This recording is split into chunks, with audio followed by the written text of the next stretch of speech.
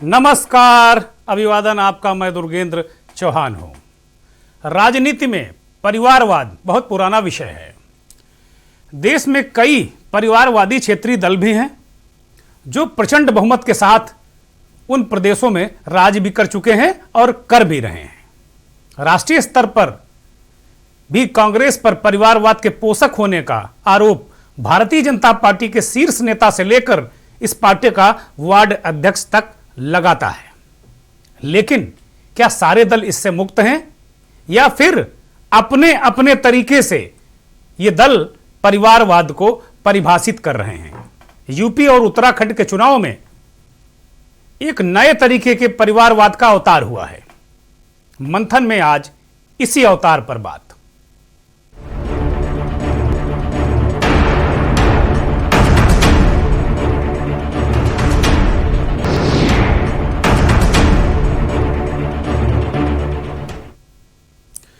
Congress party परिवारवादी है, डायनास्ट है, उसके नेता कांग्रेस का बिना गांधियों के काम ही नहीं चल सकता, इस तरह के आरोप, एक परिवारवादी चेन, तरह तरह की बातें, तरह तरह के आरोप हम बहुत वर्षों से सुनते आ रहे हैं।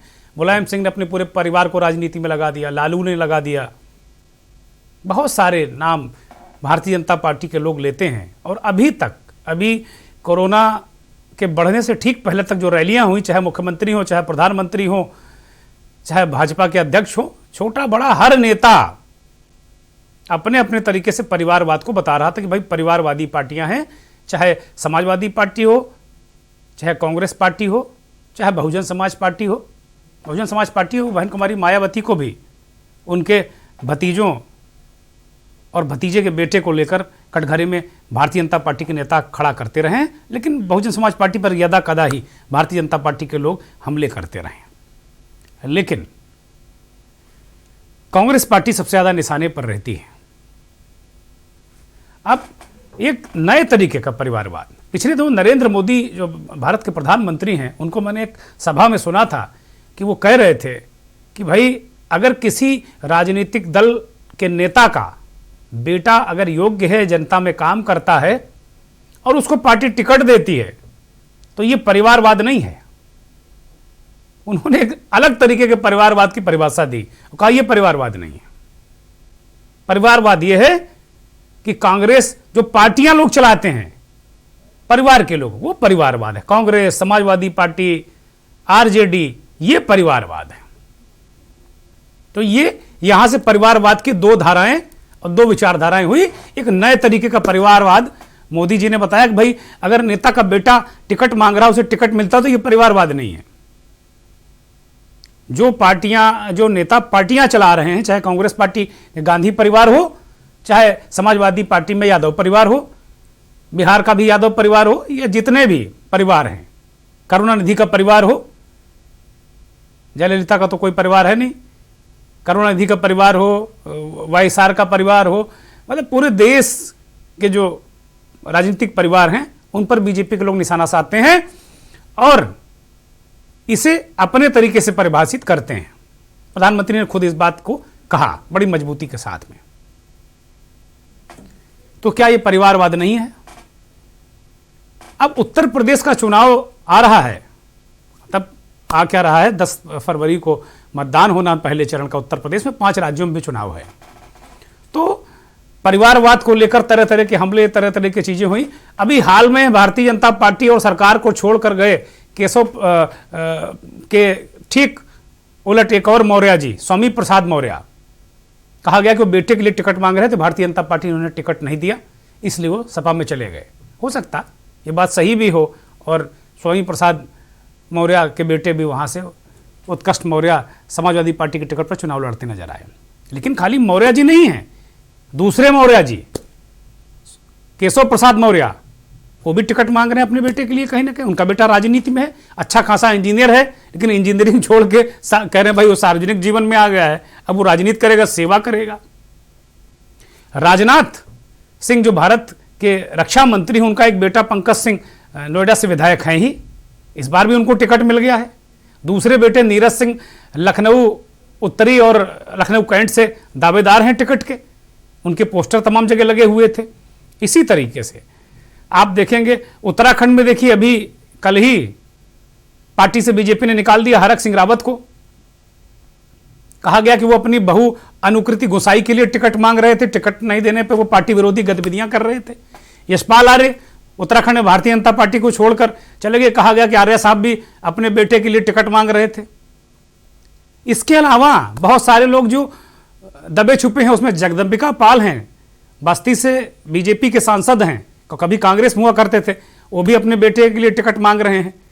और कैसरगंज के सांसद ब्रजभूषण शरण सिंह जो बाहुबली भी हैं और कुश्ती महासंघ के अध्यक्ष हैं, और अभी उन्होंने कलकत्ता में एक समारोह में एक पहलवान की पिटाई कर अपनी पहलवानी का परिचय भी दिया था।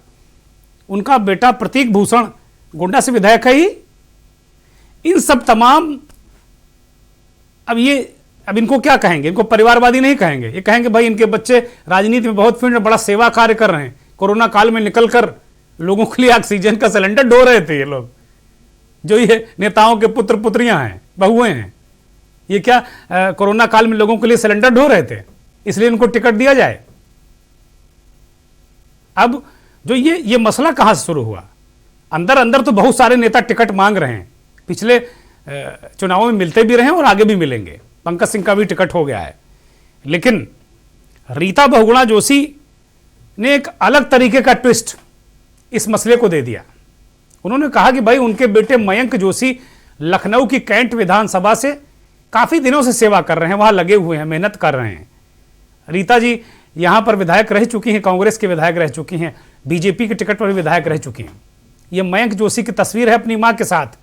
रीता बहुगुणा जोशी कांग्रेस की बहुत बड़ी नेता, और कांग्रेस के बहुत बड़े नेता उत्तर प्रदेश के पूर्व मुख्यमंत्री पंडित हेमवती नंदन बहुगुणा, अब उनको पता भी नहीं था कि वो पंडित हैं कि नहीं है, लेकिन आज अगर बहुगुणा जी होते तो उनके आगे पंडित जरूर लगा दिया था। उन्होंने पंडित कभी नहीं लगाया, ये वोटों की राजनीति है। तो बहुगुणा जी की बेटी हैं रीता बहुगुणा जोशी, कांग्रेस की अध्यक्ष रही, विधायक रही, तमाम बीजेपी सरकार में मंत्री रही, अब इलाहाबाद से सांसद हैं। इन्होंने एक अलग तरीके की पेशकश भारतीय जनता पार्टी के नेतृत्व को कर दी है, क्योंकि अभी 2 दिन पहले ही नेतृत्व ने कहा कि एक नेता एक टिकट, घर में एक टिकट, इस तरह की पाबंदी जब आज ही जा गया, माथा पकड़ लिया नड्डा जी ने कि भाई हर नेता हर सांसद अपने बेटे के लिए टिकट मांग रहा, बेटी के लिए टिकट मांग रहा, तो उन्होंने कहा भैया एक आदमी एक टिकट। तो रीता बहुगुणा जोशी ने कहा कि भाई उनके बेटे मयंक जोशी को तो टिकट चाहिए, इसके लिए चाहे उनको खुद की सांसदी कुर्बान करनी पड़े, चाहे संगठन में जो भी उनको दायित्व है या जो भी दायित्व है उससे निवृत्त होने के लिए तैयार हैं। और उन्होंने कहा कि भाई मैंने तो पहले ही कह दिया था कि 2024 का चुनाव नहीं लड़ूंगी। अब ये बात दीगर है कि शायद वो ओवर एज हो जाएंगी, जो भाजपा का उम्र का फार्मूला हो सकता है उससे बाहर हो जाएं, लेकिन वो कह रहे हैं ऐसा कि हमने पहले ही, रीता जी बड़ी सम्मानित नेता हैं, तो वो कह रहे हैं कि भाई मैं पहले कह चुकी हूं, मुझसे सारे पद ले लो, सांसदी से भी इस्तीफा ले लो, लेकिन बेटे को लखनऊ कैंट से टिकट दे दो। और उन्होंने यही कोई जवानी जमा खर्च नहीं है, रीता जी ने बड़ा हिम्मत का काम किया है। रीता जी ने बाकायदे नड्डा जी को पत्र लिखा, पत्र में ये सारी बातें कही और ये सारी बातें मीडिया को भी बता दी। तो ये भारतीय जनता पार्टी में एक नए तरीके का परिवारवाद है, और इस नए तरीके के परिवारवाद का ये नया अवतार है। रीता जी को सुनिए। निर्णय है कि एक परिवार में तो मैं अपनी सीट छोड़ दूंगी उस स्थिति में। मैम कैंट सीट पे कहा जा रहा है कि अनार 100 बीमार बहू को टिकट दिया जाएगा तो बेटी नाराज हो जाएगी। नहीं, नाराज नहीं होती। रीता बहुगुणा बहुत सीनियर नेता है, नाराज होने के कोई प्रश्न नहीं है। और मैंने बहुत क्लियरली बोल दिया है कि मैं पार्टी में थी, हूँ और रहूंगी। प्रश्न ये है कि पार्टी के निर्णय में मैंने अपना प्रस्ताव पार्टी को प्रस्तुत किया। अगर वहाँ डिसाइड नहीं हो पाता है मैम, अगर तो don't ask me hypothetical questions. The question is, मैंने आपसे साफ कह दिया कि क्योंकि पार्टी ने सचमुच क्या करती, पार्टी ने निर्णय लिया। ऐसे बहुत लोगों को मिला हुआ है जो पर उन्होंने कह दिया जो दे चुके अब से नहीं देंगे। उस पर मैंने उनको ये लिख कर भेजा है। पहले तो शायद 8-9 लोग हैं उत्तर प्रदेश में, लेकिन ये बात भी गलत है कि हर आदमी कहे मैं भी, मेरा बेटा भी, मेरा बहू भी, मेरी फलां भी, दिमागी भी। पर इसी को मैंने सम्मान करते हुए खुद अपनी सीट छोड़ने का प्रस्ताव दिया है। कि यदि टिकट मिलता है तो मैं छोड़ दूंगी। मैम, अगर मैं छोड़ने का मतलब क्या समझा प्रयागराज जाए? Resign. I will resign my present Lok Sabha if Mayank is nominated for MLA. अगर Because Prayagraj already I've decided to give up to 2024 elections. Rita ji कह रहे हैं कि भाई अगर मयंक का टिकट घोषित हो जाता है तो वो अगर पार्टी कहेगी तो वो लोकसभा से रिजाइन कर सकती हैं। लोकसभा के जो सांसद हैं वो वहां से रिजाइन कर सकती हैं। और वो कह रहे हैं, एक बात ये भी कह रहे हैं रीता जी कि भाई हम 8-9 लोग हैं उत्तर प्रदेश में, अब हर आदमी ये कह रहा बहू को दे दो, बेटे को दे दो, भाई को दे दो, भौजाई को दे दो, ऐसे कैसे चलेगा? एक तरफ रीता जी ये कह रहे हैं, दूसरी तरफ कह रहे हैं भाई मयंक को टिकट दे दो। मुझे लगता है वो खुद धर्म संकट में फंसी हुई, बहुत वरिष्ठ नेता हैं, मैं बहुत आदर करता हूं उनका।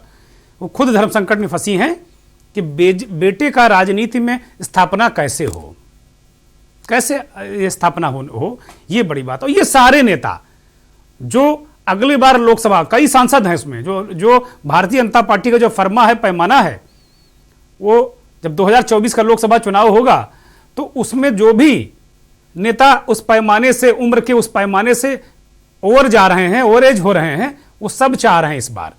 एक और नाम है कानपुर के सांसद सत्यदेव पचौरी का। पचौरी जी भी मंत्री थे उत्तर प्रदेश की सरकार में, फिर उनको लोकसभा चुनाव की तरफ टरका दिया गया, सांसद हो गए। अब वो बेटे अनूप पचौरी के लिए कानपुर से टिकट मांग रहे हैं, किदवई नगर, गोविंद नगर, कोई सीट से मिल जाए। तो ये भी इस तरह के कई लोग हैं। और पचौरी जी का संघ में अच्छा खासा दखल है, वो संघी हैं भी पुराने, उनका अच्छा खासा संघ परिवार में अच्छा खासा मेल जोल है, अच्छा खासा संघ परिवार उनकी भी सिफारिश करता रहा है। तो इस तरीके का पेच फंसा हुआ है, परिवारवाद में तकरार जारी है और अलग अलग तरीके के नए आयाम भी लिखे जा रहे हैं। लेकिन वास्तव में ये किस तरीके का परिवारवाद है, अब इसकी जरा गहराई में जाने की कोशिश करते हैं, समझते हैं कि भाई वास्तव में क्या है मसला, ये परिवारवाद का मसला क्या है। वास्तव में ये कहा जा रहा है कि भाई अब मुझे नहीं, मेरे बेटे को दे दो, ये परिवारवाद नहीं है क्या? भाई जो आम कार्यकर्ता है, जो झंडा डंडा एजेंडा लेकर चल रहा है पार्टी का, वो क्या नाराज होकर, ये जो नेता हैं पार्टी से नाराज होकर, गुड़की देकर, अलग अलग तरीके से प्रपोजल देकर, क्या ये अपने संबंधियों को ये टिकट दिला ले जाएंगे? चाहे उत्तर प्रदेश से लेकर उत्तराखंड की हम पूरी बात कर रहे हैं, यहां इस तरह के कई प्रकरण आए हैं।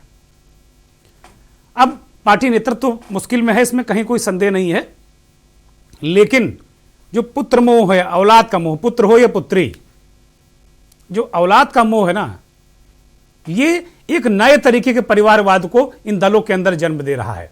भले ही भारतीय जनता पार्टी के सांसद रीता बहुगुणा जोशी कुछ भी कहें, या भारतीय जनता पार्टी का नेतृत्व इसे परिवारवाद ना माने, हम कोई गारंटी नहीं दे रहे हैं कि इसको परिवारवाद मानेंगे, क्योंकि जब प्रधानमंत्री इस बात को कह चुके हैं कि किसी नेता का बेटा बेटी अगर टिकट मांगता है और सार्वजनिक जीवन में वो काम करता है तो उसे टिकट देने में कोई दिक्कत नहीं, वो राजनीति में आने में उसे कोई दिक्कत नहीं है। लेकिन इस परिवारवाद से सफर कौन करेगा, कौन सफर करेगा? सबसे बड़ी समस्या यह है। बहुत सारे सवाल मेरे मन में हैं, इन सारे सवालों का जवाब बिलाल सब्जवारी, राजनीतिक विश्लेषक, देश के जाने माने राजनीतिक विश्लेषक बिलाल जुड़ गए हैं, और बिलाल साहब के साथ में हमारे दिल्ली के रेजिडेंट एडिटर अमित दुबे भी जुड़ गए हैं। दोनों का बहुत स्वागत। अमित, सबसे बड़ी बात यह है कि देश में तमाम लोगों ने अलग अलग तरीके से परिवारवाद को परिभाषित किया है लेकिन बीजेपी का अलग तरीके का परिवारवाद है। प्रधानमंत्री को मैंने अपने कानों से सुना, अपनी आंखों से देखा कहते हुए कि किसी नेता का कोई अगर परिजन कोई काम करता है, सार्वजनिक जीवन में है, तो उसे टिकट देने में हर्ज नहीं, ये परिवारवाद नहीं है। अगर सोनिया गांधी कांग्रेस चला रही तो ये परिवारवाद है, मुलायम सिंह का परिवार पर अगर समाजवादी पार्टी चला रहा है तो ये परिवारवाद है, लालू ये अपनी पार्टी चला रहे हैं तो ये परिवारवाद है, स्टालिन अपनी पार्टी चला रहे हैं तमिलनाडु में तो ये परिवारवाद है। उत्तर प्रदेश का क्या सीन है अमित? ये तो रीता बहुगुणा जोशी ने नए तरीके की परिवारवाद की बात कर दी, और राजनीति में हर नेता अपनी जड़ें रोप कर रखना चाहता है ताकि आगे की पीढ़ियां राजनीति में फले फूलें। ये नेताओं के लड़के बच्चे ये कोई दूसरा काम क्यों नहीं करते? इंजीनियर हैं केशव मौर्य के बेटे, लेकिन राजनीति में आएंगे। रीता जी के बेटे भी कुछ काबिल ही होंगे, लेकिन राजनीति करेंगे। ये किस तरीके का सीन उत्तर प्रदेश और उत्तराखंड में चल रहा है अमित? देखिए, सबसे बड़ी चीज, हालांकि जो प्रधानमंत्री ने परिभाषा कही दी है खासतौर पे परिवारवाद को लेके, वो अलग विषय है, लेकिन अभी रिसेंटली अगर आपने रीता बहुगुणा जोशी की बात करी और रीता बहुगुणा जोशी की बात करी जाए तो वाकई बीजेपी के लिए असमंजस की स्थिति है। अभी तक बीजेपी के किसी बड़े नेता की तरफ से ऐसा कोई आधिकारिक बयान नहीं आया कि एक परिवार से एक ही व्यक्ति को टिकट मिलेगी। हालांकि अगर हम बात करें तो उत्तराखंड सीएम की तरफ से एक बयान जरूर आया, बाकी सारी खबरें जो है वो मीडिया की तरफ थी, क्योंकि बीजेपी में ऐसी बातें लगातार कही जा रही थी। लेकिन अगर बीजेपी के लोग सामने आते तो उनसे साफ तौर पे पहले ही सवाल खड़ा हो जाता कि राजनाथ सिंह के बेटे पंकज सिंह न सिर्फ नोएडा से चुनाव लड़ रहे हैं, बल्कि वर्तमान में भी विधायक हैं और इस बार भी उनका टिकट कंफर्म हो गया है। तो एक आदमी के लिए क्या परिवारवाद नहीं है और दूसरे के लिए है? रीता बहुगुणा जोशी की जहां तक बात है, इतना सब होने के बाद भी चुनाव प्रभारी धर्मेंद्र प्रधान से रीता बहुगुणा जोशी मिलने जाती हैं। जब पत्रकार उनसे क्वेश्चन करते हैं तो वो वहां पे साफ तौर पे कहती हैं कि वो प्रयागराज की सीटों को लेके यहाँ पे मिलने आई थी। लेकिन प्रयागराज को लेके अगर कोई बैठक होती, कोई चीज होती, तो सिर्फ रीता बहुगुणा जोशी वहां पे नहीं होती, बल्कि मंडल के और कई नेता मौजूद होते, लेकिन वहां कोई मौजूद नहीं था, सिर्फ रीता बहुगुणा जोशी मौजूद थी। और मयंक जोशी की जो वो बात कर रही है कि पिछले 12 साल से लगातार वे काम कर रहे हैं, तो रीता बहुगुणा जोशी को भी ये पता है। उन्होंने इस बात को स्पष्ट भी किया कि मीडिया के जरिए उन्हें जो है इस तरह की खबरें आई कि अब एक परिवार के एक व्यक्ति को ही टिकट मिलेगा, और ऐसे मयंक जोशी ने जो लखनऊ कैंट से टिकट अप्लाई कर रखा, वो टिकट उन्हें खतरे में नजर आ रहा था। और यही वजह है, ना सिर्फ वो मीडिया के सामने आई, बल्कि लगातार अपनी खुद की फील्डिंग जमाने की कोशिश कर रही थी। अमित, उन्होंने चिट्ठी तक लिख दी, मतलब सूत न कपास जुलाहिम लट्ठी लट्ठा। सब जुआरी साहब जानते होंगे ये कहावत अच्छी तरीके से। आप भी कनौजिया हो, जानते होंगे कि इस तरीके की चीजें कि सूत न कपास जुलाहिम लट्ठी लट्ठा। आप कह रहे हैं कि भैया वो कोई पत्र, कोई आधिकारिक बात ही नहीं है, और रीता जी ने बयान दे डाला, नड्डा जी को चिट्ठी लिख दी।